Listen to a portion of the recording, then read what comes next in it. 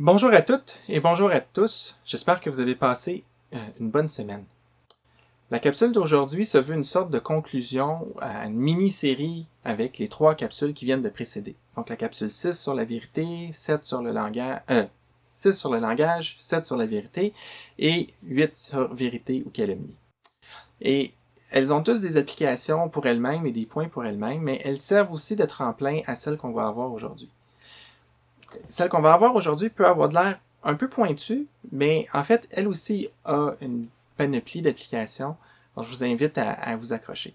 Je vais vous parler des théories de complot et de conspiration. Là, si vous êtes sur le point de dire, ah ben là, moi je crois pas à ça, de toute façon, je m'en vais, ou si vous êtes en train de vous dire, ben là, je le sais, moi, que c'est vrai qu'il y en a des complots ou des conspirations, ça me tente pas d'écouter quelqu'un qui croit pas aux vraies affaires, donnez-moi une chance, restez, vous pourriez être surpris. En fait, à l'origine, je voulais faire une seule capsule sur ce sujet-là. Mais ça aurait été vraiment beaucoup trop long. Il y a trop d'aspects à cette discussion-là. Même, à un moment donné, je pensais peut-être en faire 5 ou 6 tournant autour de ce sujet-là. Mais toute bonne chose a une fin. À un moment donné, il faut savoir arrêter. Donc, allons-y sans plus tarder. Petite anecdote personnelle. Quand j'avais 10 ou 12 ans, vers la fin du primaire, j'ai eu une petite période où je me suis dit, et si tout le monde autour de moi était des acteurs qui essayent de me faire croire que ma vie c'est ça, mais que dans le fond, ça n'a pas de l'air de ça pantoute. Alors j'ai passé quelques semaines à me dire, à observer les gens autour de moi, puis me dire, ah oui, là, ça c'est, peut-être que là, ça c'est un acteur, puis même mes amis à l'école, puis mes parents, puis ma sœur, puis les parents de mes amis, quand j'allais chez des amis, puis là, je voyais leurs parents, là, je me disais, est-ce que c'est ses vrais parents, ou est-ce que c'est juste pour me faire à croire que c'est ça sa famille, puis dans le fond, c'est pas ça. Je marchais dans la rue, je croisais des gens, puis aussitôt que je les avais croisés, je me retournais de bord vite vite pour voir est-ce qu'ils sont encore en train de faire ce qu'ils faisaient avant ou est-ce que je les prends en flagrant délit de quelque chose. À un moment donné, ça l'a passé. Plus vieux, je me suis rendu compte que plusieurs de mes amis et de mes connaissances avaient eu la même passe dans leur vie. Avaient tous, eux aussi, considéré que, non pas moi, mais eux, cette fois-là, étaient le centre du monde, le centre de quelque chose où tout le monde essayait de leur faire croire quelque chose, que tout le monde autour d'eux était des acteurs. Et tout le monde a essayé de prendre le système en défaut. En fait, si vous lisez les méditations métaphysiques de René Descartes, vous allez vous rendre compte que lui a pris ça pas mal plus au sérieux que moi, en étant enfant. Et je vous encourage à les lire, c'est vraiment excellent. Le doute systématique, ça peut aller loin. En fait, il y a quelque chose de très humain et de très commun à penser que tout tourne autour de soi. Ou peut-être de notre famille, ou peut-être de notre communauté, ou de notre province, de notre pays, de l'humanité. Mais il y a quelque chose de plus grand qu'on voit pas nécessairement, qui nous observe et qui cherche à nous influencer. Et on se met à interpréter les choses autour de nous, toujours en ayant un rapport, étant en lien directement avec soi. Ça, c'est très humain, c'est très commun de voir ça. Maintenant, laissons ça de côté quelques instants. J'aimerais vous parler des complots et des théories complotistes. Alors, d'abord, il faut commencer par savoir c'est quoi un complot. Un complot, généralement, c'est un petit groupe de personnes qui cherchent à nuire ou faire du tort ou profiter ou tirer avantage d'un autre groupe. Donc, les personnes s'arrangent entre elles, conviennent d'actions, d'un plan, de qu'est-ce qu'on va dire, de qu'est-ce qu'on va faire pour aller nuire ou en tout cas aller arracher un avantage à quelqu'un. Généralement, ça reste plutôt secret. L'objectif, évidemment, c'est que l'autre groupe soit pas au courant pour qu'il puisse pas défaire nos plans. Et généralement, c'est de petite envergure. Ça veut dire qu'il n'y a pas beaucoup de personnes impliquées. C'est un petit nombre de personnes. En général, encore une fois, le but, c'est d'avoir du pouvoir ou peut-être d'avoir un avantage financier, quelque chose comme ça. On a vu des grands complots dans l'histoire. Nos voisins ont eu le Watergate il y a plusieurs années, où le président américain lui-même est impliqué dans une histoire incroyable de cambriolage, de financement frauduleux, puis de mettre la Maison-Blanche sous écoute, de cacher les micros partout. C'était assez exceptionnel et ça s'est rendu devant le Sénat, ça a été découvert. Finalement, il a démissionné avant d'être destitué. Donc, encore là, petit groupe de personnes. Au Canada, on a eu aussi notre lot avec, disons, plus récemment, le scandale des commandites. avec le référendum, lors du référendum sur la souveraineté du Québec. Il y avait un programme de subvention pour faire des commandites, puis quelques personnes influentes dans le Parti libéral du Canada ont manipulé ou en tout cas tiré profit de façon un peu douteuse de ces subventions-là. Et récemment, on a eu ici au Québec la commission d'enquête sur la corruption dans l'industrie de la construction, avec la collusion entre des gens des firmes de génie conseil et des entrepreneurs, puis tout ça. Je suis sûr que vous avez suivi avec grand appétit la commission Charbonneau. C'était, somme toute, parfois divertissant, si ça n'avait pas été aussi triste. Lorsqu'on arrive dans les théories de conspiration, là, généralement, ça change d'échelle. C'est-à-dire qu'on parle d'énormes organisations qui s'étendent sur plein de pays ou sur la planète entière.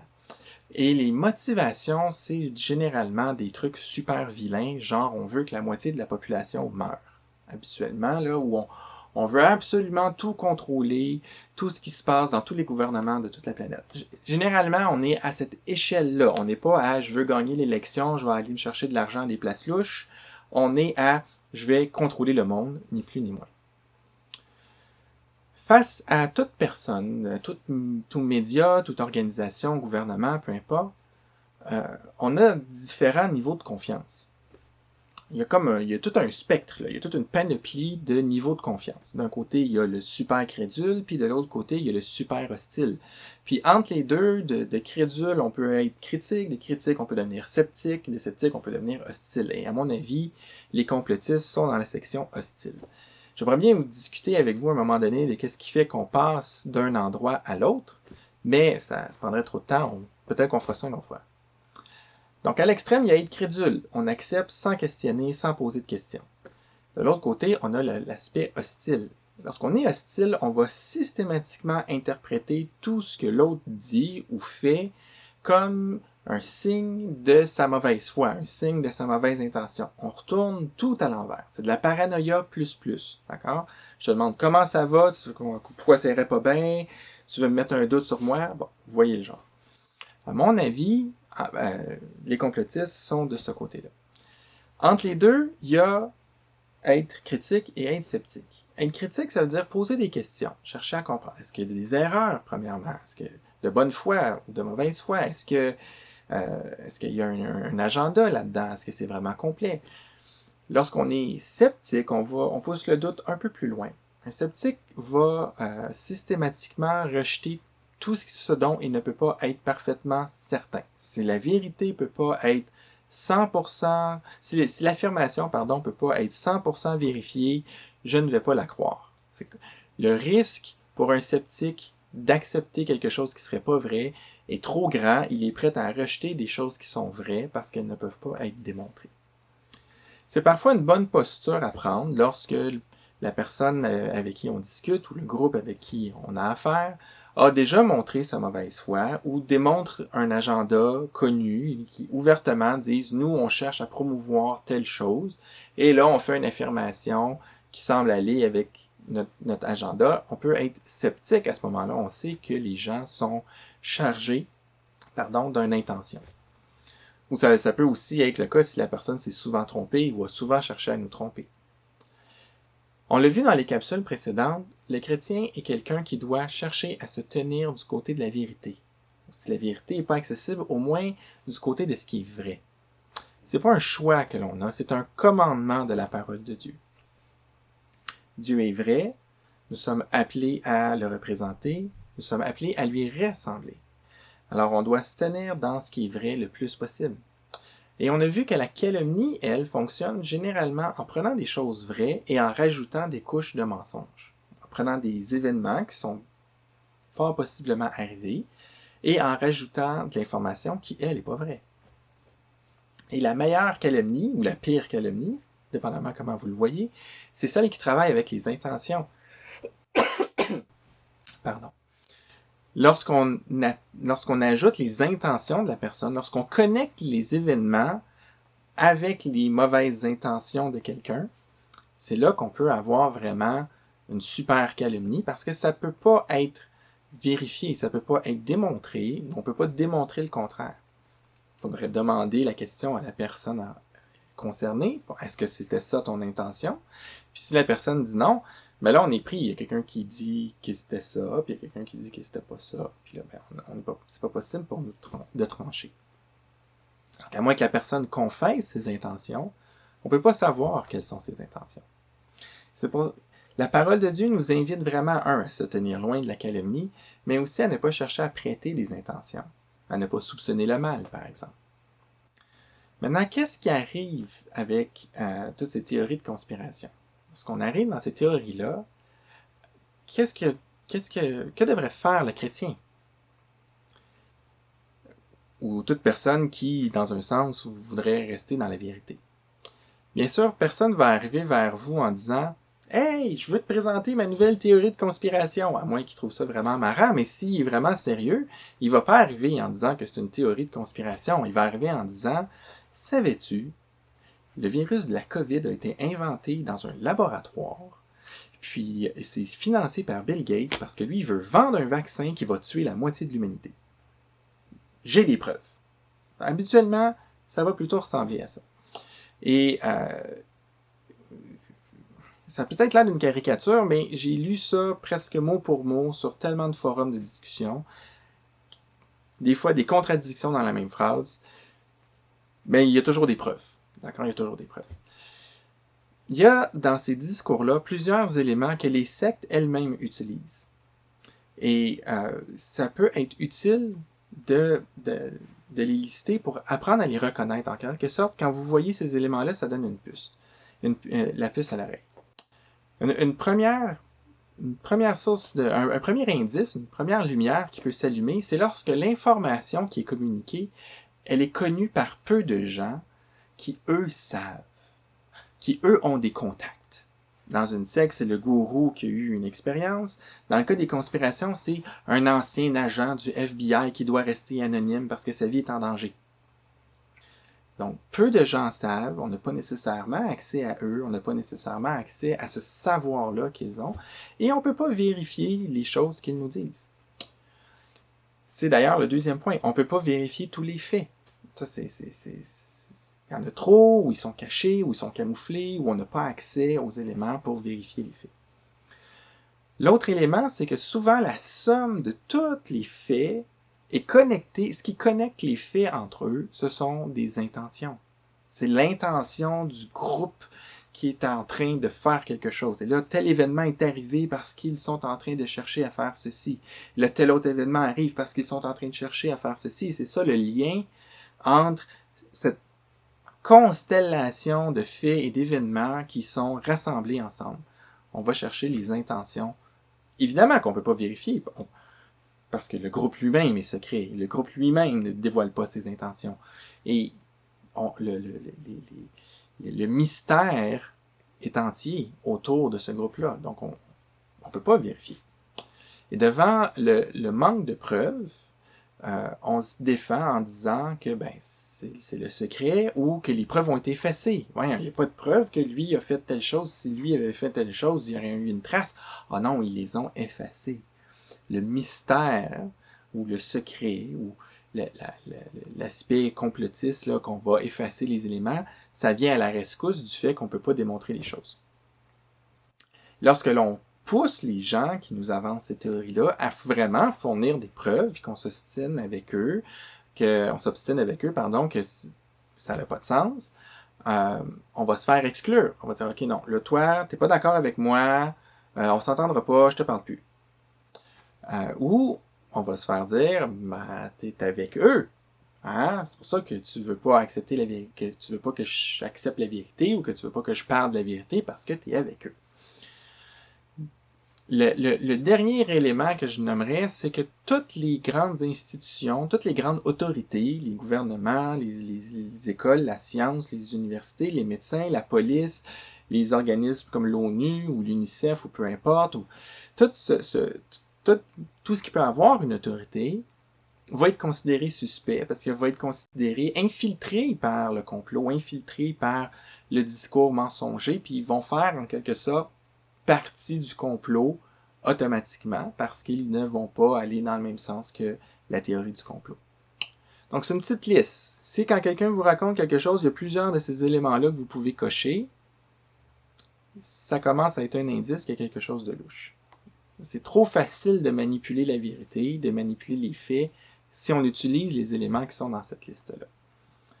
Ce qui rend aussi notre travail difficile, c'est que les médias qui sont autour de nous sont pas neutres.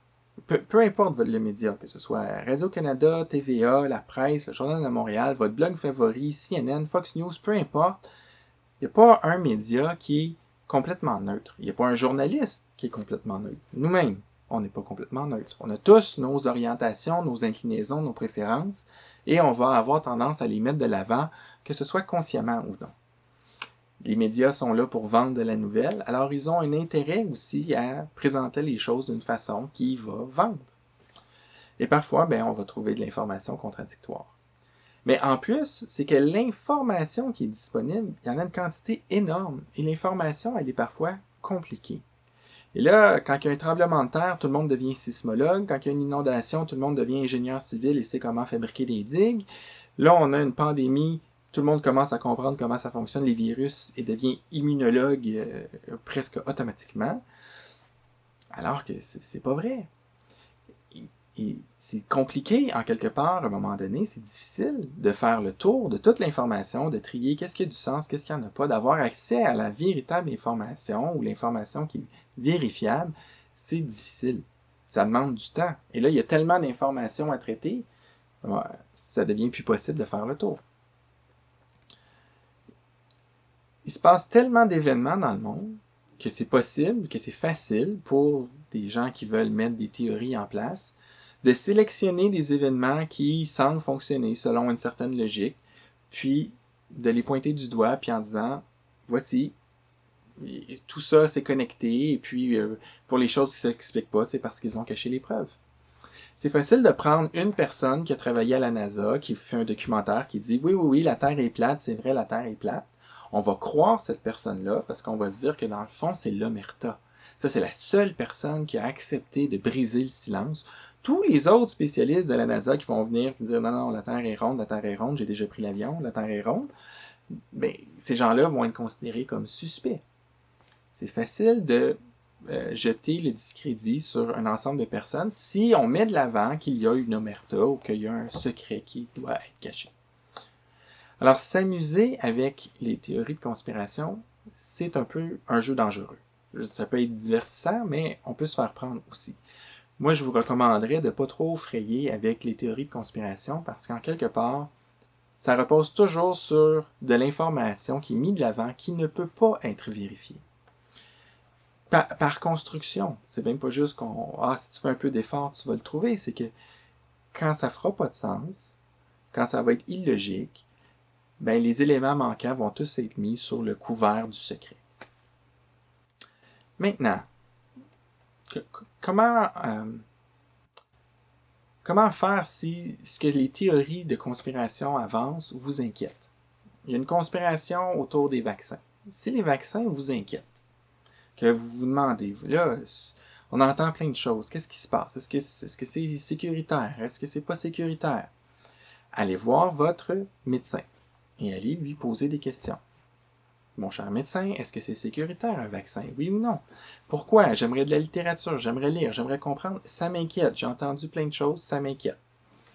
Si vous vous dites, je ne vais pas aller voir mon médecin parce que c'est sûr qu'il va me dire que les vaccins c'est bon, parce qu'il fait partie d'un groupe de personnes qui vont chercher à promouvoir les vaccins, là, vous tombez dans le panneau. Si la seule raison qui vous motive à ne pas aller poser une question à votre médecin, c'est que vous avez lu quelque chose dans quelque part qui dit que tous les médecins sont pris dans un complot, vous avez traversé la ligne de la calomnie.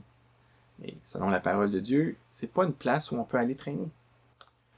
Donc, c'est un truc que je vous donne, c'est que si la chose qui vous empêche d'aller de l'avant ou d'accepter une information publique qui est reconnue par tout le monde, c'est la suspicion d'une conspiration, vous avez un indice que vous avez franchi une ligne que vous ne devriez pas franchir. Ça ne veut pas dire de tout accepter sans poser de questions. Mais si même de poser une question va être inutile parce que la personne elle est là à qui on peut poser la question va nécessairement chercher à nous tromper, c'est là qu'on a dépassé une ligne. Vous savez quoi? Dans un sens, c'est vrai qu'il y a une grande puissance transnationale qui est à l'œuvre. C'est vrai que l'humanité est en danger, et c'est vrai que plusieurs agents sont à l'œuvre dans ce travail-là. Et qu'on est le centre de l'attention de quelqu'un d'extrêmement puissant, ça aussi c'est vrai. Parce que dans le fond, c'est l'œuvre de Dieu. Et c'est primordial que l'on soit à l'affût de ce que Dieu est en train de faire et qu'on puisse intervenir dans son travail aussi. Le plan de Dieu pour le salut des hommes, c'est de ça dont je parle. Et les gouvernements et les autorités ont un impact là-dedans aussi. J'aimerais vous laisser avec un texte qui vient de la parole de Dieu, dans la première lettre que Paul a écrite à Timothée. Nous avons ceci. Je recommande en tout premier lieu que l'on adresse à Dieu des demandes, des prières et des supplications et des remerciements pour tous les hommes. Que l'on prie pour les rois et pour tous ceux qui sont au pouvoir. C'est nos gouvernements, ça. On prie pour eux pourquoi? Afin que nous puissions mener à l'abri de toute violence et dans la paix une vie qui exprime, dans tous ses aspects, notre piété et qui commande le respect. Voilà ce qui est bien devant Dieu, notre Sauveur. Voilà ce qu'il approuve. Car il veut que tous les hommes soient sauvés et parviennent à la connaissance de la vérité. Premièrement, si tu ne connais pas Dieu personnellement, sache que lui désire que tu viennes vers lui et que tu arrives à le connaître selon la vérité. La vérité, c'est important pour Dieu. Et tu es important pour Dieu. Alors attends pas, viens. Dieu désire que tous les hommes soient sauvés et pour cela, il cherche des hommes et des femmes qui vivent devant tous une vie de piété, une vie qui va inspirer le respect, qui va mériter le respect. Alors nous, ces enfants, les chrétiens, nous devons prier pour nos autorités, afin que oui, on puisse annoncer l'Évangile, mais afin aussi que l'on puisse vivre notre foi ouvertement et dans la paix. Parce qu'en étant vu dans notre vie pieuse et reconnu, on va être respecté et ça va attirer les gens vers Dieu. C'est le grand projet de Dieu. Alors que le Seigneur vous bénisse. Et vivons en enfants de lumière, dans la vérité, pour être un repère dans les ténèbres. Que le Seigneur vous bénisse. Je vous souhaite une bonne semaine.